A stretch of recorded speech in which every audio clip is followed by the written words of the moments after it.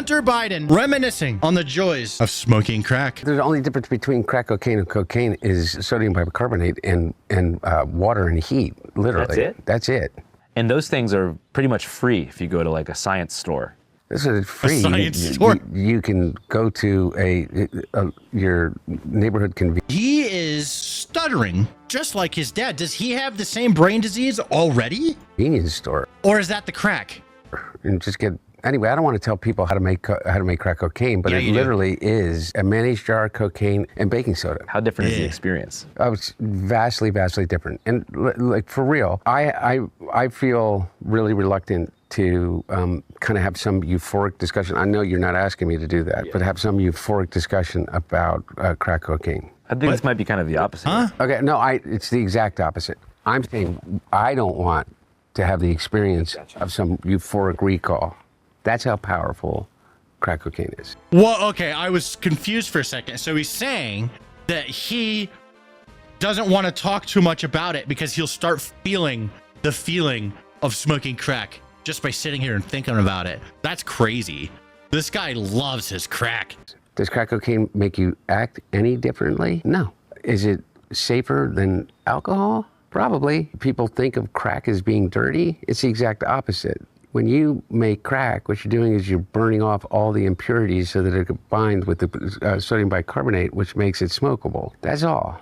You know, all of... That's all. Bro, this guy is like, he's literally actually hearing him sit here and talk about crack. He sounds just like his dad. It sounds like Joe Biden talking about crack. I think this guy wants to run for president too, which is wild. But that's not where the story ends with Joe Biden Jr. here, Hunter Biden. So for anyone that was thinking, hey, you know, he just sounds kind of cool, you know, he's just talking about crack. Remember, he's lefty as fuck and he's about to start talking about how white men are the problem. He's somehow convinced all of us that these people are the fucking criminals. White men in America are 45 more times likely to commit a fucking violent crime than an immigrant. The white people more likely to commit crimes argument is so L, just because like when you're here illegally, and it doesn't matter what color or skin you are, when you're here illegally, you do not want to get picked up by the police.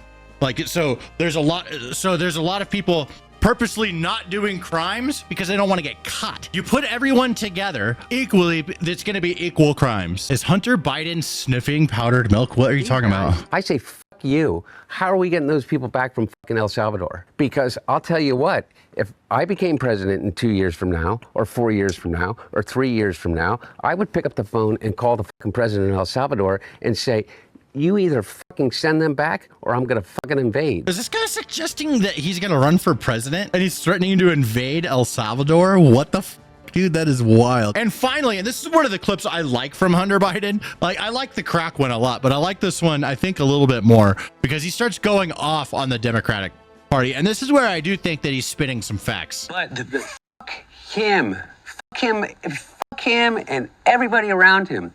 Or not to be fucking nice. Number one, I agree with Quentin Tarantino. Fucking George Clooney is not a fucking actor. He is a fucking I don't know what he is. He's a brand. And by the way, and God bless him. You know what? He supposedly treats his friends really well. You know what I mean? Buys them things. And he's got a really great place in Lake Como. And he's great friends with Barack Obama. You. What do you have to do with fucking anything? He's like a company. It's like the George Clooney company. So a brand is one way of putting it, but I think calling him the George Clooney company is another way of putting it. And through his company and his influence, he's trying to be a part of the American Game of Thrones and get a piece of that chair. You know what I'm saying?